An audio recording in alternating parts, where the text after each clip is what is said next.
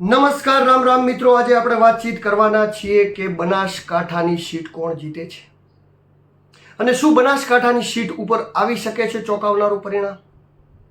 તો મિત્રો, આજે આપણે એ વિષય ઉપર વાતચીત કરવાના છીએ. બધી જ ટીવીઓના એક્ઝિટ પોલ આવી ગયા છે અને અલગ અલગ પ્રકારની સર્વે કરતી એજન્સીઓએ એક્ઝિટ પોલ બહાર પાડ્યા છે અને બહુમતથી એનડીએની સરકાર બને છે, એટલે કે ભાજપ સરકાર ત્રીજી વાર ચૂંટાઈને દેશની અંદર આવે છે. પરંતુ મિત્રો, આપણે ખાલી એક્ઝિટ પોલ કર્યો હતો બનાસકાંઠામાં આપણે સર્વે કર્યું હતું અને બનાસકાંઠાની સ્થાનીય સીટ ઉપર જ આપણે કર્યું હતું સમીકરણ, એટલે આપણે બીજી સીટોનું આપણને નોલેજ નથી. પણ બનાસકાંઠાની જે સીટનું આપણને નોલેજ છે એ નોલેજના આધારે આપણે આજે એક્ઝિટ પોલ કરવાના છીએ. એટલે મિત્રો, આપ મારી ચેનલમાં જે પણ જોડાયેલો હોય ને કોમેન્ટ બોક્સની અંદર આપની રાય મને જણાવતા રહેજો. બનાસકાંઠાની સીટ કોણ જીતે છે એ આપ કહેતા રહેજો અને હું આપને આજે જણાવવાનો છું કે બનાસકાંઠાની સીટ કોણ જીતવાનું છે. તો મિત્રો, આપ વિડીયોમાં બનાવેલા રહેજો. વિડીયોમાં નવા આવ્યા હોય તો મારી ચેનલને લાઈક, સબસ્ક્રાઈબ અને ફોલો કરવાનું ભૂલતા નહીં. આજે આપણે શરૂઆતથી વાતચીત કરીએ તો 4 જગ્યા એવી હતી, 4 વિધાનસભા એવી હતી, જેમ કે વાવ, થરાદ, ધાનેરા અને દીવ, જ્યાં ગેનીબેનનું નામ પણ ચાલતું હતું, અને ડીસા, પાલનપુર અને દોતા, જ્યાં કોંગ્રેસ ભાજપ ચાલતું હતું. પણ અહીં જે 4 વિધાનસભામાં જે ગેનીબેનનું નામ ચાલતું હતું એની થોડી ઘણી અસર એ વિધાનસભાઓમાં પણ થઈ છે. પરંતુ કેટલી થઈ અને 5 લાખની લીડે જીતવાની વાત કરતી ભાજપ અત્યારે કેવી પોઝિશનમાં છે, કેવી સ્થિતિમાં છે, અને શું ગેનીબેન કે કોંગ્રેસ આ સીટ જીતી શકશે, બનાસકાંઠાની સીટ નીકાળી શકશે? આવા બધા અનેક સવાલો તમારા મનની અંદર થતા હશે. તમારા બધા જ સવાલોનો હું જવાબ આપીશ, પણ આપ મારી સાથે વિડીયોમાં બનેલા રહેજો. કારણ કે મેં જે સર્વે કર્યું છે, જે એજન્સી કામ કર્યું છે જે ગ્રાઉન્ડ ઉપર, એના વિશે હું આપને માહિતી આપવા જઈ રહ્યો છું. તો મિત્રો, આપણે શરૂઆત કરી હતી દીવદરની બજારમાં આપણે ફર્યા અને દીવદરના લોકો જોડે વાતચીત કરી. તો જે વેપારી વર્ગ હતો, જે દીવદર સોસાયટીઓમાં રહેતા હતા, અંદર રહેતા હતા, મુખ્યત્વે દીવદરની અંદર બીજેપીનું નામ આવતું હતું. હા, વોટોનું ધ્રુવીકરણ એવું છે કે કદાચ થોડા ઘણું આઘા પાછું રહી શકે, પણ બાકી મુખ્યત્વે દીવદરની બજારની અંદર બીજેપીનું નામ આવતું હતું. ત્યારબાદ આપણે દીવદરથી આગળ નીકળ્યા અને ભાભરની સાઈડ ગયા. તો દીવદરથી ભાભર વચ્ચેનો જે પટ્ટો હતો, ત્યાં ઘણા બધા સ્ટેશનો, ઘણી બધી જગ્યાએ, ઘણા બધા નાના નાના ગામડાઓમાં આપણે મુલાકાત લીધી. ત્યાં મુખ્યત્વે ગેનીબેન અને કોંગ્રેસનું નામ આવતું હતું. આપ ધ્યાનપૂર્વક સાંભળજો, આપણે મારી વાતચીત ઉપરથી આઈડિયા આવી જશે કે બનાસકાંઠામાં કોણ જીતે છે. અને છેલ્લે હું તો કહેવાનો જ છું. ત્યારબાદ અમે ભાભર સ્થાનીયમાં ગયા તો ભાભર બજારની અંદર મુખ્યત્વે બીજેપીનું નામ આવતું હતું અને ગેનીબેનનું પણ નામ આવતું હતું ક્યાંક ને ક્યાંક, પણ મુખ્યત્વે ત્યાં ગેનીબેનને થોડી ઘણી લોસ પડી શકે છે. ત્યાં મુખ્યત્વે નામ આવતું હતું બીજેપીનું. ત્યારબાદ આપણે ભાભરથી સુઈગામ સાઈડ જઈએ તો સુઈગામની અંદર જે ગ્રામના વિસ્તારો હતા, જે ગામડાઓના વિસ્તારો હતા, જે રજપૂત સમાજ, ઠાકોર સમાજ વસે છે, એવા ગામડાઓની અંદર ગેનીબેનનું નામ આવતું હતું. જે જગ્યાએ ચૌધરી સમાજ વસે છે ત્યાં ભાજપનું નામ આવતું હતું. ત્યારબાદ સુઈગામ પ્રોપરની અંદર પણ બીજેપીનું નામ આવતું હતું. પ્રોપર સુઈગામની વાત છે. ત્યારબાદ જલોયા અને એવા બધા ગામોમાં ગયા હતા, જે ગામોની અંદર સરહદના છેલ્લા ગામો છે ભારતના, એવા ગામોની અંદર ગેનીબેનનું નામ આવતું. ત્યારબાદ એ બાજુથી આ બાજુ વાવ બાજુના પટ્ટે જઈએ તો મુખ્યત્વે જે રીતે સામાજિક બંધારણ પ્રમાણે ગામડાઓ બનેલા હતા એ રીતે ગેનીબેનનું નામ આવતું હતું, ને જે રીતે સામાજિક બંધારણ પ્રમાણે ચૌધરીઓના ગામ હતા ત્યાં રેખાબેનનું નામ આવતું હતું. આમ સમગ્ર વાવની અંદર કાંટેની ટક્કર હતી, પણ જેવો જોવે એવો માહોલ ગેનીબેનનો વાવની અંદર હતો નહીં. તેમ છતાં પણ વાવમાં એમના સમાજના વોટ ખૂબ જ બહોળી પ્રમાણમાં છે, એટલે એમને બીજેપી જાજુ નુકસાન નહીં કરી શકે. પરંતુ મિત્રો, વાવની અંદર ક્યાંક ને ક્યાંક બીજેપી લીડ કરે છે. ત્યારબાદ ત્યાંથી આપણે આગળ જઈએ તો થરાદની અંદર આપણે જઈએ તો થરાદની અંદર આ વખતે કાંટેકી ટક્કર હતી. કાંટેકી ટક્કર એવી હતી કે શંકરભાઈ ચૌધરી જે 25,000ની લીડથી જીત્યા હતા, એ ટાઈમે જો ચૌધરી સમાજનું વોટિંગ થયું હતું 92%, 93%, 95%, એ વોટિંગ આ વખતે નહીં થઈ શક્યું. એ વોટિંગ ઓછું થયું, 80% થયું, 75% થયું, એટલું થયું. એટલે 10%નો એ માર પડી શકે છે. ત્યારબાદ જે અન્ય સ્થાનીય નેતાઓ હતા, બરોબર, જે પરબતભાઈ હોય કે જેમની ટિકિટ કપાઈ હતી, એના કારણે એ લોકોએ જે અંદરખાને જે કોંગ્રેસ માટે અને ગેનીબેન માટે જે અંદરખાને પ્રચાર કર્યો, બહાર તો કશું કરી શક્યા નથી, પણ ક્યાંક ને ક્યાંક એમના માણસોના રેકોર્ડિંગ વાયરલ થયા અને એ બધું જે કર્યું એમાં કદાચ વધારે ચૌધરી સમાજની અંદર નુકસાન પાડી શક્યા હોય તો 3,000-4,000નું નુકસાન પાડ્યું છે. અને એ નુકસાન પાડ્યું હોય ને બધો જ સરવાળો આપણે કરતા અને જે સ્થાનીય જુવાળ હતો, જે ગુલાબસિંહની મહેનત હતી, ને જે બધું જ જોતા થરાદની અંદર કોઈ જાજી લીડ નહીં લઈ શકે. ભલે વાતો લોકો ગમે એ કરતા, બાકી થરાદની અંદર આપણે, હું તમને સાથી ઠોકીને કહું છું કે જાજી લીડ નહીં મળે. ભાજપને લીડ મળશે તો 2-5,000ની મળશે, ને કોંગ્રેસને મળશે તો પણ 2-5,000ની મળશે. તો આપ સમજી શકો છો કે થરાદ ઇક્વલ રહે. ત્યારબાદ આપણે ધોનેરાની અંદર જઈએ. આપણે ધોનેરાની અંદર જઈએ તો ધોનેરાની અંદર આ વખતે ઘણા બધા મુદ્દા હતા, ઘણો બધો માહોલ હતો. તેમાં મુખ્યત્વે મુદ્દા હતા કે જેમ આપણે ધોનેરા સિટીની અંદર પણ આ વખતે જ્યારે આપણે પૂછ્યું ત્યારે પણ ચડી ચડીને કોંગ્રેસ અને ગેનીબેનનું નામ આવતું હતું. તે લોકો પાણીનો અભાવ છે એટલે એ લોકો બધાથી કંટાળેલા છે કે અમારે કોઈ સારા ઉમેદવાર જ અહીંયા આવતા નથી ને અમારા પાણીનો પ્રશ્ન સોલ્વ નથી કરતા, એટલે અમારે મત કરવાનો કોઈ, એટલે એ લોકોની વિરોધાભાસી એક છબી થઈ ગઈ છે, જેથી એવો વિરોધમાં ખાસા મત કરતા હોય છે. અને આ વખતે પણ ધોનેરાનું એવું જ થયું. ધોનેરાના મત વિરુદ્ધમાં જવાના અને ધોનેરા ડીસાના પટ્ટા પર પણ ખાસો એવો કોંગ્રેસનો માહોલ જોવા મળ્યો અને એવું કહી શકાય કે લગભગ 10-15 હજારની લીડ ધોનેરામાંથી લઈને કોંગ્રેસ નીકળશે. ત્યારબાદ દીવદરમાં આવીએ તો દીવદરની અંદર પણ આ વખતે અસમંજસનું વાતાવરણ હતું. કેસાજી ચૌહાણે શરૂઆતની અંદર ખૂબ જ પ્રયત્નો કર્યા કે બીજેપી જીતે કે બીજેપી માટે ટ્રાય કરવાની કોશિશ કરી, પણ એમના જ સમાજે એમને દબાવી દીધા કે આપ શાંતિ રાખો, કારણ કે આપણે પણ અહીંયા ઇલેક્શન લડવાનું છે. કારણ કે આ વખતે જાતિવાદનું રાજકારણ હવે એવું થઈ ગયું છે કે કોઈ પણ વ્યક્તિ પોતાની જાતિ સિવાય રાજકારણમાં ઇલેક્શન લડી શકે એમ નથી. એટલે જે સમાજ કહે છે એ દરેકને સાંભળવું પડતું હોય છે ને એ સત્ય હકીકત છે, ચાહે કોઈ પણ સમાજમાંથી કેમ ના આવતો. તો કેસાજી ચૌહાણ નિષ્ક્રિય રહ્યા અને કેસાજી ચૌહાણ જે નિષ્ક્રિય રહ્યા એના કારણેથી દીવદરમાંથી બીજેપી બિલકુલ લીડ નહીં લઈ શકતી. આપ મિત્રો મારા શબ્દો તામ્રપત્ર ઉપર લખવા હોય તો લખી નાખો. દીવદર અને ધાનેરાની અંદર બીજેપીને લીડ નથી મળતી, કોંગ્રેસ લીડ કરે છે. અને હું એવું માનું છું કે દીવદરની અંદર સૌથી હાઈએસ્ટ કોંગ્રેસ લીડ કરશે. એ પછી 20,000 હોઈ શકે, 25,000 હોઈ શકે ને ઓછી હોય તો 15,000 હોઈ શકે. આમ તેમ હોઈ શકે, કારણ કે આવડી મોટી લોકસભા છે એટલે આપણે બધું અનુમાન એક્ઝેક્ટ ન લગાવી શકતા હોઈએ. કારણ કે ગામમાં એક સરપંચની ચૂંટણી હોય તો પણ આપણું અનુમાન નાના મોટું આખા પાછું થઈ જતું હોય છે. પરંતુ લીડ લેશે દીવદર અને ધાનેરામાં એ ફાઇનલ વાત છે અને 110% છે. તો ત્યારબાદ દીવદરની વાતચીત કરીએ તો દીવદરની અંદર લાખણી, જેતડા અને જે પટ્ટો હતો રા અને આ બાજુ ધાનેરાને જોડતા જે ગામડાઓ હતા, જે જગ્યાએ પ્રિયંકા ગાંધીની સભા કરવામાં આવી લાખણી, એ જ જગ્યાએ ગેનીબેનનો ભરપૂર માહોલ હતો. ત્યાં એક જગ્યાએ ગેનીબેનનો એવો માહોલ હતો કે ત્યાં કદાચ 1 લાખ મત પડ્યા હશે તો એમાંથી 70,000 મત ગેનીબેનને મળ્યા હશે. વધારે પણ ઓછા ના કહી શકાય, કારણ કે ત્યાં એક તરફી ગેનીબેનનો માહોલ જોવા પડતો હતો. જે થરાદ પછી દીવદર અને ધાનેરાને જોડતી જે સરહદ છે ને સરહદ ઉપર જે મતદારો અને જે લોકો વસે છે ત્યાં ગેનીબેનનો ખૂબ જ માહોલ હતો. અને બધી જ સમાજમાં હતો, એવું નહીં કે કોઈ ઠાકોર સમાજમાં હતો કે આમ કે તેમ કે દેસાઈ સમાજ કે એવું કોઈ સમાજ વિશિષ્ટ નહોતો, સ્વતંત્ર હતો. ત્યારબાદ ત્યાંથી આપણે વાતચીત કરતાં દીવદરથી બહાર નીકળીએ અને દીવદર બાજુના પટ્ટામાં આવીએ તો જ્યાં જ્યાં ચૌધરી સમાજના ગામડાઓ છે ત્યાં પણ બમ્ફર મતદાન થયું છે. ચૌધરીઓએ પણ કોઈ મતદાન કરવામાં કસર રાખી નથી અને ખૂબ ઊંચું મતદાન કર્યું છે ચૌધરી સમાજનું. એટલે ત્યાં આવતા ગેનીબેનને કોઈ વિશેષ ફાયદો નહીં થઈ શકે, પણ એ બાજુ તો જરૂર ફાયદો થઈ શકશે. આમ દીવદરની અંદરથી પણ કોંગ્રેસ લીડ કરે છે, ધોનેરાની અંદરથી પણ કોંગ્રેસ લીડ કરે છે, વાવની અંદરથી બીજેપી લીડ કરે છે, થરાદની અંદરથી બંને 50-50 રહે છે. ત્યારબાદ આપણે આગળ જઈએ ધોનેરા પટ્ટાથી ડીસા જઈએ તો ડીસાના જે ગામડાઓ હતા, ગામડાની અંદર ઠાકોર સમાજ, બહોળી સમાજમાં વસે છે, બહોળી પ્રમાણમાં વસે છે. તો ડીસાઓ ગામડાની અંદરથી તો આપણે જાજી વાત કરતા નથી, પરંતુ ડીસા સિટીની અંદરથી સંપૂર્ણપણે એક તરફી બીજેપીનો માહોલ હતો. સિટીમાં આપ જ્યાં પણ જાઓ ત્યાં 80-85% બીજેપીનો જ માહોલ હતો. એટલે સિટીની અંદર જે બીજેપીનો માહોલ હતો એના લીધે કાંઈ નહીં તો 20-25 હજારના વોટથી બીજેપી અહીંયા ડીસામાં લીડ કરે છે.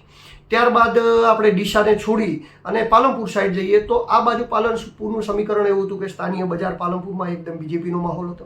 થોડા ઘણા નાના મુદ્દાઓ હતા, જેવા કોઈ ટિકિટના બાબતના મુદ્દાઓ હોય, બીજા બધા આગેવાનો હતા એમ ના આપી બાબત હોય, થોડો ઘણો ચૌધરી સમાજનો વિરોધ હોય, આવા નાના મોટા મુદ્દાઓને લીધે બજારમાં થોડા ઘણા વોટ કોંગ્રેસ તરફ ઇન્ફ્લુઅન્સ થયા હશે, પણ એ કોઈ વધારે થયા નથી.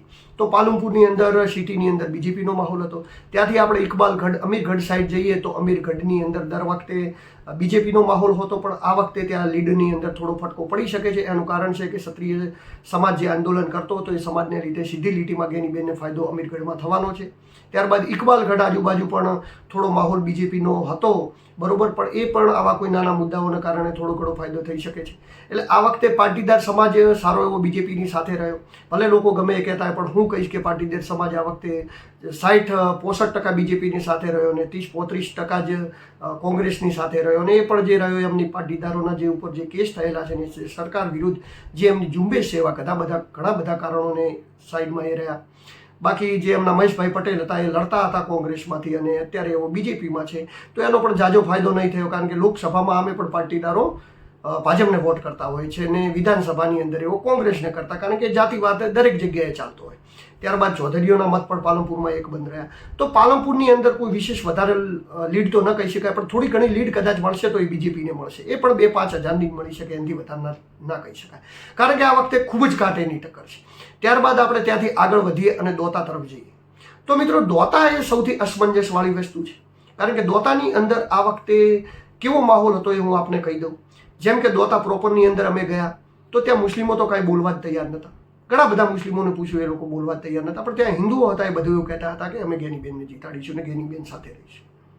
આદિવાસી લોકો એ આપણી ભાષાને સમજતા નહોતા, તેમ છતાં પણ આપણે એમના જોડે વાતચીત કરવાની વાત કરી અને થોડું ઘણું જે સમજ્યા એમાં એમને એવું કહ્યું કે અમારા બાપ દાદાઓ પંજાબમાં હતા, અમે પંજાબમાં છીએ અને છોકરાઓને અમે કહીને જઈશું કે આપણે પંજાબમાં રહેવાનું છે. એમને ખબર જ નથી કે ઉમેદવાર કોણ છે. ગેનીબેન કોંગ્રેસમાંથી લડે છે અને રેખાબેન ભાજપમાંથી લડે છે, કોઈ માહિતી એમના સુધી પહોંચેલી હતી નહીં. એટલે ક્યાંક ને ક્યાંક નેતાઓ છે એ પણ પ્રચાર પ્રસારણ કરતા હોય છે, પણ ક્યાંક ને ક્યાંક છેવાડાના લોકો સુધી પહોંચવામાં બાકી રહી જતા હોય છે. ત્યારબાદ આપણે અંબાજીમાં જઈએ તો અંબાજીમાં ફૂલ બીજેપીનો માહોલ હતો.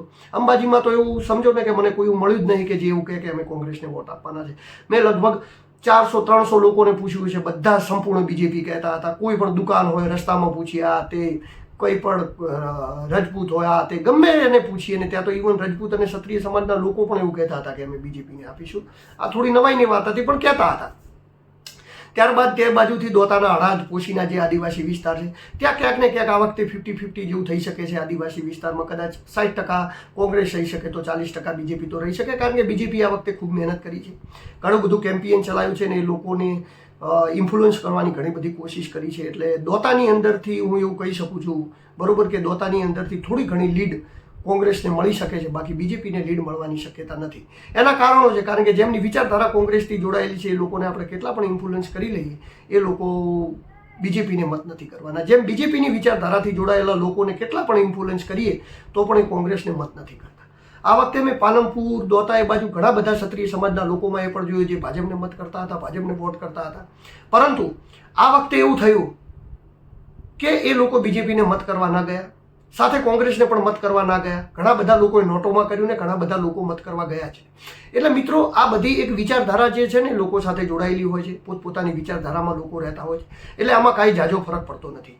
પરંતુ જો હું મારું મંતવ્ય કહી રહ્યો છું અને હું જે કહી રહ્યો છું એ સત્ય થશે એવું પણ નથી કર્યું, કારણ કે આપણે આટલી મોટી લોકસભા છે ને લોકસભાની અંદર આપણે અનુમાન મારતા હોઈએ છીએ તો એ આપણે પોતાના સર્વે અને એના આધારે મારતા હોઈએ છીએ, આપણું મન કહેતું એમ કરતા હોઈએ છીએ. બાકી સાચું ખોટું ગમે એ પડી શકે છે, બાકી પણ હું આ વખતે મને શ્યોર લાગે છે કે જે હું વિચારી રહ્યો છું એ થવાનું છે અને એ એવું જ થશે. તો મિત્રો, આપણાને વાતચીત કરીએ, દોતાની અંદરથી કોંગ્રેસ લીડ કરશે, પાલનપુરની અંદરથી થોડી ઘણી બીજેપીને લીડ મળશે, ડીસાની અંદરથી બીજેપીને લીડ મળશે, થરાદનું 50-50 છે. ત્યારબાદ વાવની અંદરથી બીજેપીને લીડ મળશે, ધોનેરા દિયોદરની અંદરથી કોંગ્રેસને લીડ મળશે. આમ કોંગ્રેસ દોતા, દિયોદર અને ધાનેરાની અંદર લીડ કરે છે, જ્યારે બીજેપી વાવ, ડીસા અને પાલનપુરમાં થોડી ઘણી લીડ હોઈ શકે. તો અસમંજસની વસ્તુ છે થરાદની અંદર શું થયું તેના પર પરિણામ આધાર રાખશે. પરંતુ એક વસ્તુ તો છે જ, મેં આ વખતે બીજેપીના પણ જે લોકો કેમ્પેન કરતા હતા અને જેમને ચૂંટણીમાં સક્રિય રીતે ભાગ લીધો હતો એવા ઘણા બધા લોકો જોડે વાતચીત થઈ અને એમને પણ એવું જ કહ્યું કે અમે એવું ધારણા ધારીને બેઠા છીએ કે 45થી કદાચ 50, 60, 70 હજાર વોટ આજુબાજુ અમે જીતી શકીએ. તો એ તરફ જે કોંગ્રેસમાં પણ એકદમ નજીકથી કેમ્પેન કરતા હતા, જેમને કેમ્પેન ચલાવ્યો હતો, જે ચૂંટણીમાં ખૂબ જ સક્રિય થયા એવા બધા લોકો જોડે અમે વાતચીત કરી. તો એ લોકો એવું ધારણા માનીને બેઠા છે કે અમે કદાચ 20થી 50,000, 60,000ના વોટોની આજુબાજુ જીતીશું. એટલે તમે સમજી શકો છો કે કોઈ મોટી લીડથી જીતવાવાળી વાત તો કોઈ કરતું નથી. અને જે લોકો 1 લાખ, 2 લાખ, 3 લાખની લીડથી જીતવાવાળી વાતો કરે છે બનાસકાંઠાની સીટ ઉપર, એ કાં તો એવું સમજી લેવાનું કે કાં તો એમને કશી ખબર નથી પડતી અથવા તો એ લોકો મૂર્ખ છે. કારણ કે એ રીતનું કોઈ સમીકરણ હતું જ નહીં કે કોઈ પણ વ્યક્તિ એટલી બધી લીડથી જીતી શકે. જે પણ જીતશે બનાસકાંઠાની સીટ ખૂબ નજીવી લીડથી જીતશે અને લગભગ એવું સમજી લો કે 20 યા 25 હજારની લીડથી વધારે કોઈ જીતવાનું નથી, ચાહે રેખાબેન જીતે કે ગેનીબેન જીતે. અને જે વાતો કરી રહ્યા છે 1 લાખ, 1.5 લાખ અને 2 લાખની, તો એવા લોકોની કાન 4 તારીખે ઢાંકો ખુલી જવાની છે, કારણ કે જે પરિણામ આવશે ખૂબ ચોંકાવનારું આવશે. અને પરિણામ જ્યારે ચાલતું હોય છે ત્યારે સીટોની ઉપર નીચે ધડકનો ઊંચા નીચી હશે ને એકદમ કટોકટીમાં પરિણામ ચાલવાનું છે. તો મિત્રો, આ હતી બનાસકાંઠાની વાતચીત. હવે મારા મત મુજબ હું તમને કહું તો મેં આખું સર્વે કર્યું, આખું સર્વે જોયું, બરોબર. એની અંદર મને ગામડાઓની અંદર ગેનીબેનનું પલ્લું ભારે લાગ્યું, સિટીઓમાં મને બીજેપીનું પલ્લું ભારે લાગ્યું. હવે સિટીઓની અંદર કેટલું મતદાન થયું છે, ગામડાઓની અંદર કેટલું મતદાન થયું છે, ગામડાઓમાં આ વખતે ઊંચું મતદાન થયું છે, સિટીઓમાં થોડું ઓછું મતદાન થયું છે. પરંતુ સિટીઓમાં કદાચ આપણે એવું માની લઈએ કે 80% બીજેપી ચાલે, 70% બીજેપી ચાલે, 85% બીજેપી ચાલે, તો પણ આ વખતે બનાસકાંઠાના બધા જ ગામડાઓમાં થઈને 60% કોંગ્રેસ ચાલ્યું છે. હા, એવું બની શકે કે કોઈ બીજેપીના ગામડાઓ હોય તો ત્યાં બીજેપી વધારે નીકળ્યું હોય, કોઈ કોંગ્રેસના ગામડાઓ હોય તો ત્યાં કોંગ્રેસ વધારે નીકળ્યું, પણ હું સરેરાશ ગામડાઓની વાત કરી રહ્યો છું, જેમાં 60% કોંગ્રેસ અને 40% બીજેપી ચાલ્યું છે. એ 100%ની વાત છે. હવે ડિપેન્ડ કરે છે સિટીઓની લીડ ઉપર, કે સિટીઓની લીડ કઈ રીતે નીકળશે, કેટલા વોટ નીકળશે, એના પછી કહી શકાય. એટલે તમે જોઈ શકો કે સિટીઓની અંદર 70, 75, 80% બીજેપી ચાલ્યું હોય ને ગામડાઓની અંદર 60% કોંગ્રેસ ચાલ્યું હોય, તો આપણે સરેરાશ કાઢીએ તો બંને 50-50માં કાંટાની ટક્કરમાં આવી જાય છે. તો હવે કાંટાની ટક્કરમાં આવેલી આ સીટ આ વખતે કોણ જીતવાનું છે તો આપણને 4 તારીખે ખબર પડી જશે. પરંતુ મારા મત મુજબ ક્યાંક ને ક્યાંક આરી સીટ કોંગ્રેસ જીતી જશે. અને હું વધારાની લીડથી નથી કહેતો, પણ ક્યાંક 51% આજુબાજુ ગેનીબેનનું વાતાવરણ મને લાગે છે, અને 49% આજુબાજુ મને રેખાબેનનું વાતાવરણ લાગે છે. રેખાબેનનું વાતાવરણ એવું લાગે છે, એના પણ કારણો હતા. સ્થાનીય વિરોધ હતો, સ્થાનીય લોકોમાં નારાજગી હતી, અને થોડું લોકો પણ નારાજ હતા, નેતાઓ પણ નારાજ હતા, ને જેવું જોવું એવું કેમ્પિયન મજબૂતાઈથી નથી થયું. હા, મોદીનું નામ એ સૌથી મજબૂતાઈ હતી. જો મોદી સાહેબનું નામ ન ચાલ્યું હોત બનાસકાંઠાની અંદર તો રેખાબેન કોઈ પણ કાળે ના જીતી શકે. આ એક સત્ય હકીકત છે. અને આ કાલે પણ જો રેખાબેન જીતશે તો એ નરેન્દ્ર મોદીના નામ ઉપર જીતશે. આ પણ એક સત્ય હકીકત છે. ગેનીબેન એવા પક્ષમાંથી આવ્યા હતા. કોંગ્રેસ અત્યારે સ્ટ્રગલ કરી રહ્યું છે સંપૂર્ણ દેશની અંદર, તો એવા પક્ષમાંથી આવ્યા હતા એટલે ગેનીબેનને થોડું એ કાઠું પડ્યું, પણ કોંગ્રેસના લીધે અમને અમુક કોંગ્રેસની વોટ બેંકનો ફાયદો પણ થયો. અને ગેનીબેન મજબૂતાઈ છે, અને મજબૂતાઈથી લડાય, મજબૂતાઈનો પણ એમને ફાયદો થયો. અને લોકો ક્યાંક એવું વિચારી રહ્યા હતા કે સાંસદ આવા મજબૂત જોઈએ, અને આવા સાંસદને જીતાડીએ તો આપણને ફાયદો થાય. આમ આવી બધી જ અસમંજસ વચ્ચે જે પણ વ્યક્તિ જીતશે એ 20-25 હજારની આજુબાજુ જીતશે. પણ મારું એવું માનવું છે કે કોંગ્રેસ 51% છે અને 49% બીજેપી છે. કાલે ગમે એ થઈ શકે, એનું કોઈ પરિણામ આધાર હોતો નથી. પરંતુ આ મારું એવું માનવું છે કે ક્યાંક ને ક્યાંક થોડી ઘણી લીડે પણ ગેનીબેન બનાસકાંઠાની સીટ જીતી જાય તો કોઈને એ નવાઈ ન રાખવાની, કારણ કે એવું થઈ પણ શકે છે.